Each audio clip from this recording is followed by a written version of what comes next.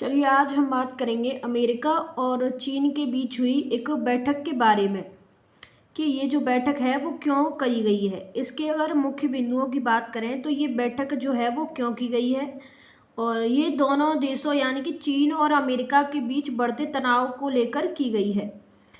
व्यापार के मामलों को लेकर इस जो बैठक है वो की गई है। जैसे कि Trump meets tough negotiator Xi in South Korea amid US China trade tension, यानी कि अमेरिका और चीन व्यापार तनाव के बीच ट्रंप ने दक्षिण कोरिया में कठोर वार्ताकार यानी कि सी जिनपिंग से जो मुलाकात है वो की है।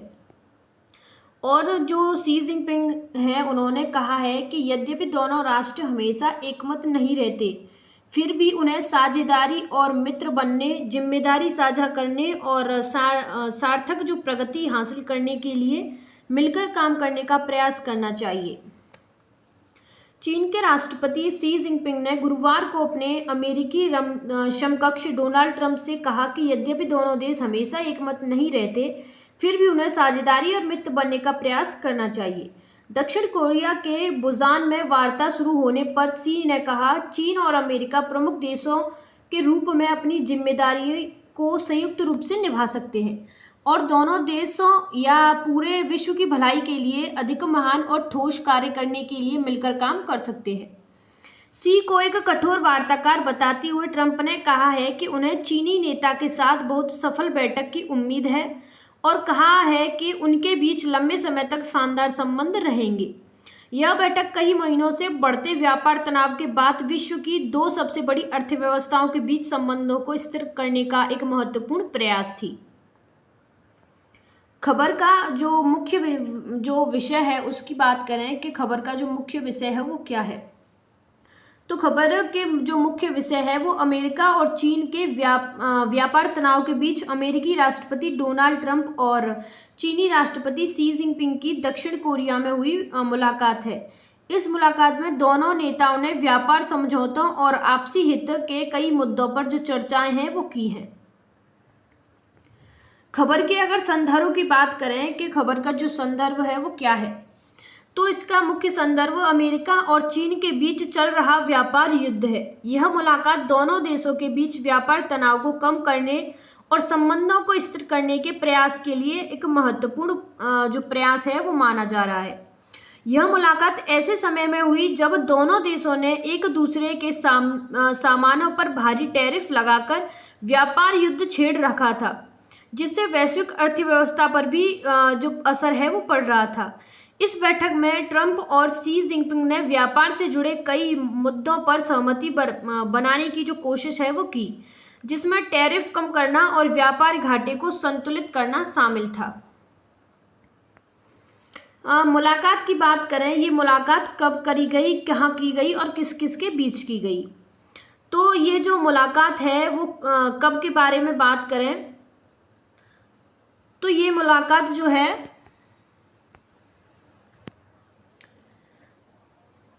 कब की बात करें तो ये जो मुलाकात है वो गुरुवार 30 अक्टूबर को की गई है। कहाँ की गई है, तो ये जो मुलाकात है वो दक्षिण कोरिया में की गई है। किस किस के बीच हुई है, तो ये जो मुलाकात है वो अमेरिकी राष्ट्रपति डोनाल्ड ट्रंप और चीनी राष्ट्रपति सी जिनपिंग के बीच हुई है। सी जिनपिंग के बयान की बात करें तो उन्होंने ट्रंप से कहा है कि भले ही दोनों देशों में मतभेद हों, फिर भी उन्हें मिलकर काम करने जो है वो करना चाहिए। इस जो बैठक है इसके उद्देश्य की बात करें तो दोनों देशों के बीच व्यापारिक संबंधों को सुधारना इस बैठक का मुख्य उद्देश्य है। इस बैठक में दोनों नेताओं ने कई महत्वपूर्ण मुद्दों पर चर्चा की है, जिनमें व्यापार युद्ध को खत्म करना, टैरिफ कम करना शामिल था। बैठक के बाद ट्रंप ने घोषणा की कि उन्होंने चीन पर लगे टैरिफ को 57% से घटाकर 47% कर दिया है।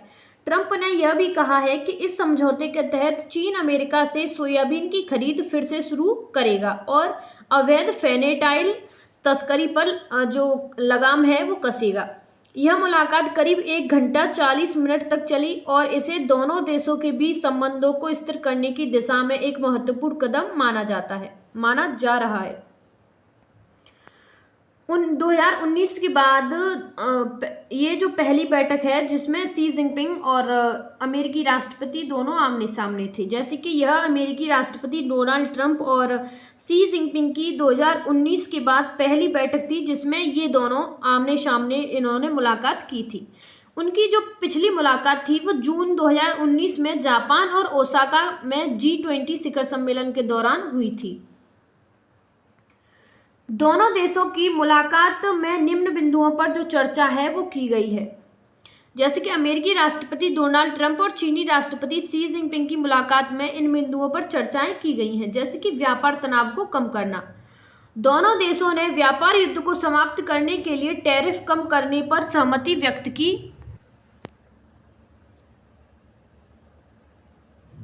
ट्रंप ने चीन पर लगे टैरिफ को 57% से घटाकर 47% करने का इरादा जताया है। चीन द्वारा कृषि उत्पादों की खरीद की बात करें तो चीन ने अमेरिका से सोयाबीन और अन्य कृषि उत्पादों की खरीद फिर से शुरू करने पर सहमति जताई है। और फेंटेनाइल पर नियंत्रण की बात करें तो शी जिनपिंग ने अमेरिका को आश्वासन दिया कि चीन अवैध फेंटेनाइल तस्करी पर लगाम लगाने के लिए एक कड़ी जो मेहनत है वो करेगा। यूक्रेन पर अगर सहयोग की बात करें तो दोनों नेताओं ने यूक्रेन युद्ध को लेकर मिलकर काम करने पर भी बात जो है वो की है। दुर्लभ पृथ्वी तत्वों की बात करें तो जैसे रेयर अर्थ की बात करें तो ट्रंप ने कहा है कि दुर्लभ पृथ्वी तत्वों से संबंधित विवाद सुलझा लिया गया है। भविष्य की मुलाकातों की बात करें तो ट्रंप ने अप्रैल में चीन की यात्रा करने और उसके बाद शी जिनपिंग के अमेरिका आने की योजना का जो उल्लेख है वो किया है। ट्रंप ने बताया कि ताइवान के इस मुद्दे पर चर्चा नहीं की गई है। चीन का कूटनीतिक जो दृष्टिकोण है उसकी बात करें तो कई जो मुलाकात के महत्वपूर्ण जो बिंदु हैं जिनमें चीन का जो दृष्टिकोण है वो दर्शाया गया है। जैसे कि संबंधों को स्थिर करना, चीन की सबसे बड़ी कूटनीतिक प्राथमिकता अमेरिका के साथ अपने संबंधों में स्थिरता लाना थी, खासकर तब जब दोनों देश व्यापार युद्ध में उलझे हुए थे। शी जिनपिंग की मुलाकात का उद्देश्य तनाव को कम करना और एक ऐसी स्थिति बनाना था जहां दोनों पक्ष बातचीत जारी रख सकें। आर्थिक दबाव को कम करने की बात करें तो अमेरिकी टैरिफ ने चीन की अर्थव्यवस्था पर दबाव डाला था। टैरिफ कम करने पर ट्रंप के साथ हुई बातचीत चीन के लिए एक बड़ी जो जीत थी, क्योंकि इससे उनकी अर्थव्यवस्था को राहत मिलती और निर्यात में सुधार होता। समझौते की इच्छा दिखाने की बात करें तो शी जिनपिंग ने यह दिखाकर की कि चीन अमेरिका से कृषि उत्पाद खरीदने और फेंटेनाइल तस्करी पर लगाम लगाने के लिए तैयार है। यह संकेत दिया कि चीन एक जिम्मेदार वैश्विक साझेदार है और वह अपनी आपसी समस्याओं को सुलझाने के लिए सहयोग करने को इच्छुक है। दीर्घकालिक सोच की बात करें तो चीन की कूटनीतिक असर दीर्घकालिक रणनीति पर आधारित होती है। इस मुलाकात ने शी जिनपिंग ने भविष्य में और अधिक बैठकों की संभावना पर जोर दिया, जिससे यह स्पष्ट होता है कि चीन अमेरिका के साथ स्थायी संबंधों की तलाश में था, भले ही तात्कालिक समझौते छोटे हों। बात करें इस मुलाकात से दोनों नेताओं को अपने अपने राजनीतिक उद्देश्यों को साधने का जो अवसर है वो मिला है, जिसमें राजनीतिक जो लाभ हैं वो शामिल हैं। जैसे कि ट्रंप की अगर बात करें तो सख्त वार्ताकार की जो छवि है वो दिखी है। जैसे कि ट्रंप ने खुद को एक ऐसे नेता के रूप में पेश किया जो अमेरिकी हितों की रक्षा के लिए चीन के साथ एक व्यापार युद्ध शुरू करने से नहीं डरते। इस मुलाकात में प्रगति हासिल करके उन्होंने अपनी सख्त वार्ता टफ नेगोटिएटर की जो छवि है वो मजबूत किया है। घरेलू वोट को खुश करने की बात करें, घरेलू वोट बैंक को खुश करने की बात तो व्यापार युद्ध के दौरान अमेरिकी किसानों को नुकसान उठाना पड़ा था। चीन द्वारा सोयाबीन और अन्य कृषि उत्पादों की खरीद फिर से शुरू करने की सहमति से ट्रंप अपनी ग्रामीण और किसान वोट बैंक को यह संदेश दे सकते थे कि उनकी नीतियां जो है उन्हें फायदा हुआ है। चुनाव में अगर जीत के दावे की बात करें तो ट्रंप अपने समर्थकों के बीच यह दावा कर सकते थे कि उन्होंने चीन के साथ एक बेहतर व्यापार समझौता किया जो उनके चुनाव अभियान का एक प्रमुख हिस्सा था। शी जिनपिंग के लिए अगर लाभों की बात करें, रणनीतिक लाभों की, तो स्थिरता का प्रदर्शन, जैसे कि चीन के लिए अमेरिका के साथ संबंधों को स्थिर करना महत्वपूर्ण था। इस मुलाकात से शी जिनपिंग यह दिखा सकते थे कि चीन एक जिम्मेदार महाशक्ति है जो कूटनीति के माध्यम से तनाव को कम करना चाहता था। आर्थिक जो दबाव से राहत की बात करें तो अमेरिकी टैरिफ से चीन की अर्थव्यवस्था पर दबाव बढ़ रहा था। टैरिफ कम करने और व्यापार को फिर से शुरू करने से शी जिनपिंग चीन की आर्थिक स्थिति को सुधारने और अपनी रणनीतिक वैधता को बनाए रखने में सफल हो सकते थे।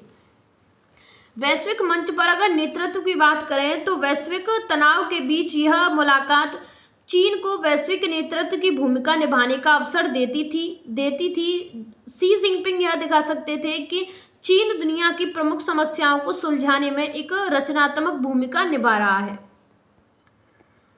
लोकतांत्रिक बनाम सत्तावादी अगर शासन की बात करें तो अमेरिकी राष्ट्रपति डोनाल्ड ट्रंप और चीनी राष्ट्रपति शी जिनपिंग के बीच मुलाकात दो अलग अलग राजनीतिक प्रणालियों यानी कि लोकतांत्रिक और सत्तावादी के टकराव और सहयोग को दर्शाती हैं।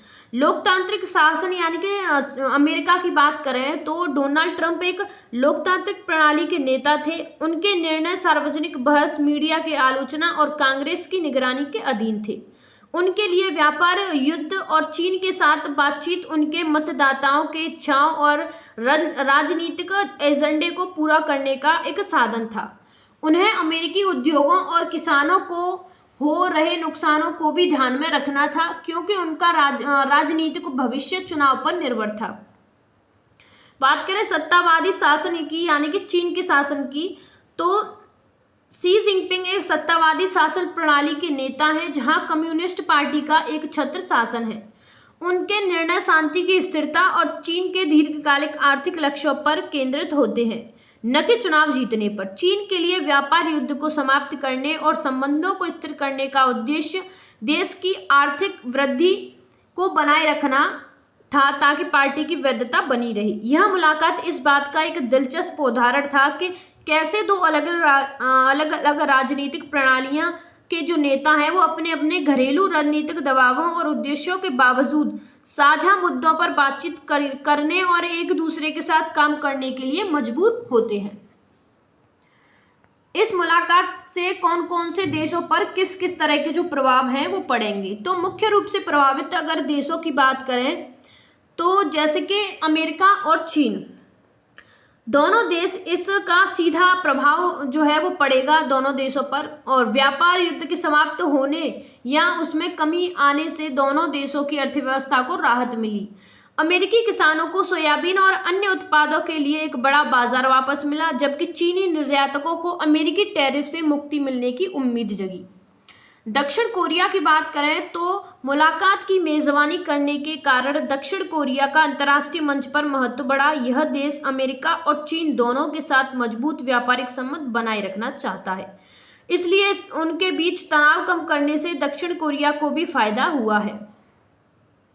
अप्रत्यक्ष रूप से प्रभावित अगर देशों की बात करें तो जिसमें यूरोपीय संघ और जापान शामिल है, इन दोनों के लिए भी यह एक अच्छी खबर थी कि अमेरिका चीन द्वारा व्यापार युद्ध से वैश्विक अर्थव्यवस्था में अनिश्चितताएं बढ़ गई थी, जिसका अब जो असर है उनकी अपनी अर्थव्यवस्थाओं पर भी पड़ रहा था।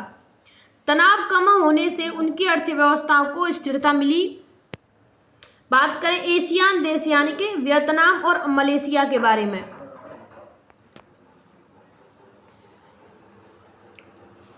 तो व्यापार युद्ध के दौरान कई कंपनियों ने चीन से हटकर इन देशों से उत्पादन शुरू किया था। तनाव कम होने पर यह प्रक्रिया धीमी हो सकती है, लेकिन दीर्घकालिक रूप से इन देशों की अर्थव्यवस्थाओं के लिए वैश्विक स्थिरता बेहतर है। कृषि निर्यातक देश यानी कि ब्राजील और अर्जेंटीना की बात करें तो जब चीन ने अमेरिका से सोयाबीन खरीदना बंद कर दिया था तो इन देशों को चीन को निर्यात बढ़ाने का मौका मिला था और अमेरिका चीन के बीच समझौता होने से इन देशों पर फिर से प्रतिस्पर्धा का जो दबाव है वो बढ़ सकता है। कुल मिलाकर इस खबर से अंतर्राष्ट्रीय व्यापार और अर्थव्यवस्था को स्थिरता प्रदान की, जिससे दुनिया भर के देशों को राहत मिली। बात करें यह खबर भारत से जुड़ी हुई है या नहीं, तो यह खबर सीधे तौर से भारत से जुड़ी हुई है। जैसे कि बात करें तो व्यापार के अवसरों के बारे में, तो अमेरिका द्वारा चीन के समाधान पर लगाए गए टैरिफ के कारण भारतीय निर्यातकों के लिए अमेरिका में अपनी उत्पादकों की जो मांग है वो बढ़ने की संभावना है, खासकर कपड़ा, खिलौना और इलेक्ट्रॉनिक्स जैसे क्षेत्रों में। आर्थिक अगर प्रभाव की बात करें तो अमेरिका चीन व्यापार युद्ध से वैश्विक आर्थिक मंदी आ सकती है, जिससे भारत का निर्यात और समग्र आर्थिक विकास प्रभावित हो सकता है। हालांकि कुछ रिपोर्ट से पता चलता है कि भारत जैसे देशों को इस व्यापार तनाव से फायदा हो सकता है। रणनीतिक जो स्थिति है उसकी बात करें तो अमेरिका चीन के बीच चल रहा व्यापार तनाव और उनकी बैठकें एशिया के भू राजनीतिक परिदृश्य को बदल सकती हैं, जिसका भारत की रणनीतिक गणना पर गहरा प्रभाव पड़ेगा। आपूर्ति श्रृंखला की बात करें तो चीन पर अमेरिका के टैरिफ से कई कंपनियां चीन से बाहर विकल्प तलाश जो है वो सकती हैं और भारत उनके लिए एक आकर्षक जो गंतव्य है वो बन सकता है। इससे भारत में निवेश और विनिर्माण को बढ़ावा जो है वो मिल सकता है। बात करें चीन और अमेरिका के बीच संबंधों के बारे में तो व्यापार और आर्थिक संबंध जैसे कि इन दोनों के अगर संबंधों के मुख्य पॉइंट्स की बात करें तो चीन और अमेरिका के जो संबंध वर्तमान है वो काफ़ी जटिल और बहुआयामी हैं, जो व्यापारिक तनाव, भू राजनीतिक प्रतिद्वंद्विता और सहयोग दोनों से प्रभावित है। अब बात करें व्यापार और आर्थिक संबंध की तो चीन और अमेरिका दुनिया की दो सबसे बड़ी अर्थव्यवस्थाएं हैं। अमेरिका ने चीन पर व्यापार घाटे को कम करने, अनुचित व्यापार प्रथाओं को, बौद्धिक संपदा की चोरी को रोकने के लिए टैरिफ और व्यापार बाधाएं लगाई हैं। चीन ने भी जवाबी कार्रवाई में शुल्क लगाए हैं। हाल ही में दोनों देशों के नेता इन व्यापार तनावों को कम करने के लिए मिले हैं। भू राजनीतिक प्रतिद्वंद्विता की बात करें तो दोनों देश कई क्षेत्रों में एक दूसरे से रणनीतिक प्रतिद्वंदी है। अमेरिका चीन की बढ़ती सैन्य शक्ति और वैश्विक प्रभाव को लेकर चिंतित है। इसके अलावा अमेरिका ने चीन की हांगकांग की स्वायत्तता को कमजोर करने वाली कार्रवाइयों पर भी प्रतिक्रिया दी है। रणनीतिक अगर हितों की बात करें तो अमेरिका चीन के साथ रचनात्मक संबंध बनाने का प्रयास करता है ताकि कुछ साझा हितों पर प्रगति हो सके। इससे उत्तर कोरिया के परमाणु कार्यक्रम पर दबाव डालना और व्यापार घाटे को कम करना शामिल है। भविष्य की दिशा की बात करें तो अमेरिका और चीन के बीच संबंधों को नकारात्मक जोखिम कम करने की कोशिश के साथ साथ एक आक्रामक सैन्य दृष्टिकोण के साथ एक स्थिर और पूर्वानुमानित संबंध बनाने का प्रयास देखा जा रहा है। अंतर्राष्ट्रीय स्तर पर हम इस खबर को किस नज़रिए से देख सकते हैं? तो अंतर्राष्ट्रीय स्तर पर हम इस खबर को कई नज़रियों से देख सकते हैं, जिसमें वैश्विक अर्थव्यवस्था पर जो प्रभाव है वो शामिल है।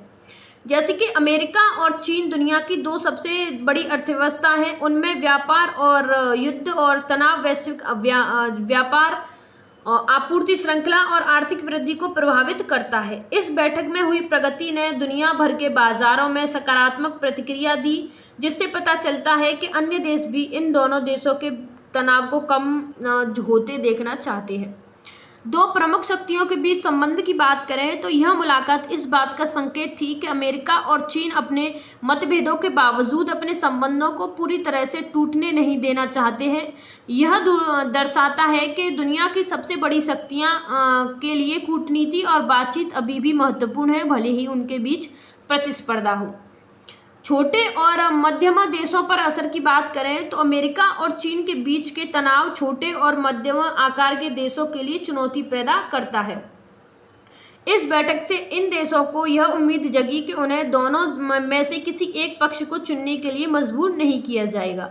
दक्षिण कोरिया जैसे देश जो दोनों महाशक्तियों के साथ अच्छे संबंध बनाए रखना चाहते हैं, इस तरह की बैठकों का स्वागत करते हैं। भू राजनीतिक मुद्दों की बात करें तो भले ही इस बैठक में ताइवान जैसे संवेदनशील मुद्दों पर चर्चा नहीं हुई है, लेकिन व्यापार और आर्थिक संबंधों में स्थिरता लाने की प्रयास भू राजनीतिक स्थिरता को प्रभावित कर सकते हैं। यह मुलाकात यह भी दिखाती है कि वैश्विक मुद्दों जैसे कि फेंटेनाइल तस्करी पर नियंत्रण पर भी जो सहयोग है वो संभव है। कुल मिलाकर अंतर्राष्ट्रीय स्तर पर इस खबर को तनाव कम करने, वैश्विक आर्थिक स्थिरता को बढ़ावा देने और प्रमुख शक्तियों के बीच कूटनीति के एक महत्वपूर्ण उदाहरण के रूप में देखा गया है। धन्यवाद।